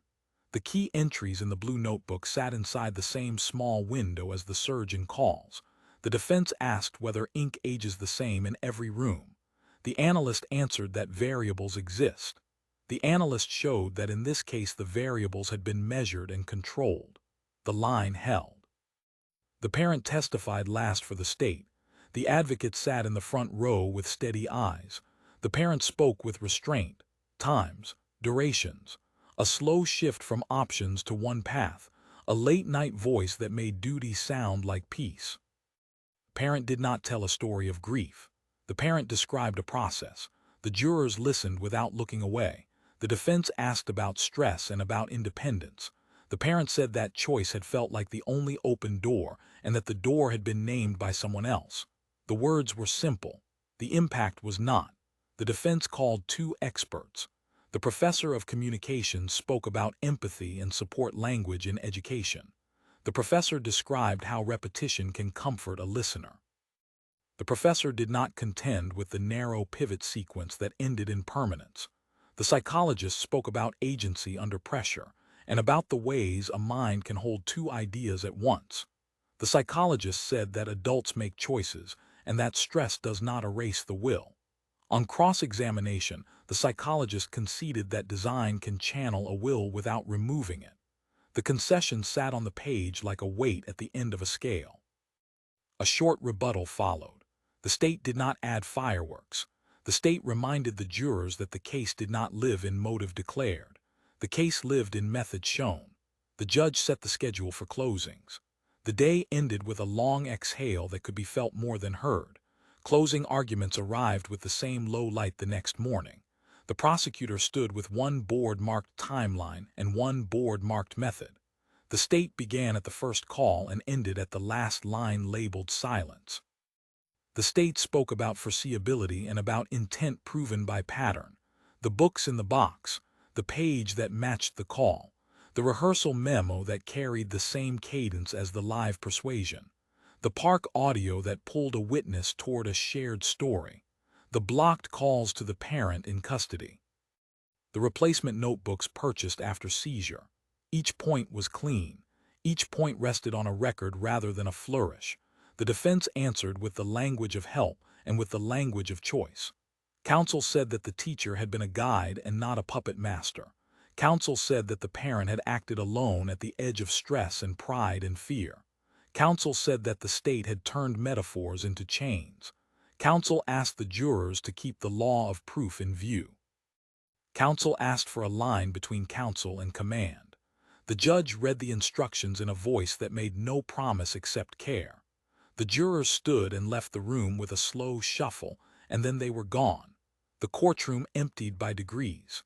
Claire remained near the back rail with the binder closed. She felt the hum that always begins when a case moves to a room that no officer can enter. Investigation becomes memory in that hour. Memory becomes a weight that has no handle. Deliberation took the balance of the day. No one can see inside that room. People in the corridor read time like tea leaves. A clerk passes and eyes follow. A door opens and closes and someone thinks it means something. Claire refused to guess. She cleaned her notes and drank water and spoke with no one about outcome. The prosecutor did the same. The hours moved like wet rope. Late in the afternoon, a note came on a small folded sheet. The jurors asked to see the page from the blue notebook that matched the recorded call and the transcript slice from the call with the highlighted markers. The judge sent them back with the exhibits and a reminder of limits. Claire stood for a moment in the hall and looked at the floor. The case had always been about that link. Script to rehearsal to live call to act. If a jury could hold those 4 points in one view, then the line could be seen by any eye. The light had begun to thin when the bailiff signaled that a verdict had been reached. The room filled in careful silence. The jurors entered with faces that gave away nothing at all. The clerk took the paper and passed it up. The judge read in a voice that did not rise or fall. The words declared guilt on the charged count. Orchestration through influence with intent proved beyond reasonable doubt. The room held steady. The teacher did not shift for a long beat. Then the jaw tightened, and the shoulders rose and fell once with a breath that carried the end of control. The court set the date for sentencing. The judge ordered a report that would measure impact and history. The custody officers stepped forward and the teacher stood. For a second the eyes turned to the gallery as if to search for a door that was not there. Then she left the room in the same measured walk that had once held the world in its path. The door closed with a soft click that sounded louder than it should. Outside, the evening had laid a thin blue over the courthouse steps. The prosecutor shook Claire's hand without ceremony. They spoke in plain terms about next steps. The report, the preparation for victim impact, the coordination with child welfare to keep shields in place. Then the prosecutor turned back toward the building, and Claire stood alone for a breath. The city made its usual noise far off. A small wind moved the leaves in a steady hiss. She thought of the first night by the amber lamp, and of the call that had started a slow burn to this end. Back at the station, she filed the trial binder under a new tab marked verdict. She added the time of the reading and the precise words used by the court. She wrote a brief summary for the victim's family that would be delivered by the advocate. It had no grand lines. It had the facts and the appreciation of their restraint and their strength. She wrote a note for the parent that would be reviewed by counsel before any delivery. It held a single truth that had guided her since the start. Pressure pushed a person toward a cliff. Design took them the last step. The law had named the designer. In the quiet of her office, she removed a single page she had kept to herself. Words can be tools, tools can be weapons, weapons can be traced. She read it once and then returned it to the binder. The work would move on to other rooms and other papers. Sentencing would come. The community would adjust its image of a warm classroom that had hidden a cold method. The notebooks would become exhibits in a cabinet until the law no longer needed them. The child at the center of the fear that had been harvested would sleep under a shield that would hold because people had built it with care. Claire stepped outside into the night and felt the air on her face. She took a slow breath and let it go. The case had begun with a soft voice that promised peace through removal. It had ended with a verdict that named the act for what it was. Words had cut a path. Words had closed a door. The trial had opened it again and held it with light so that every person in that room could see how it had been shut. She walked to her car with a steady pace. There would be another case and another room and another set of lines to hold straight. For now, the line that mattered most lay quiet and clear from the first call to the last line on the board. Silence had been turned into truth. That was enough.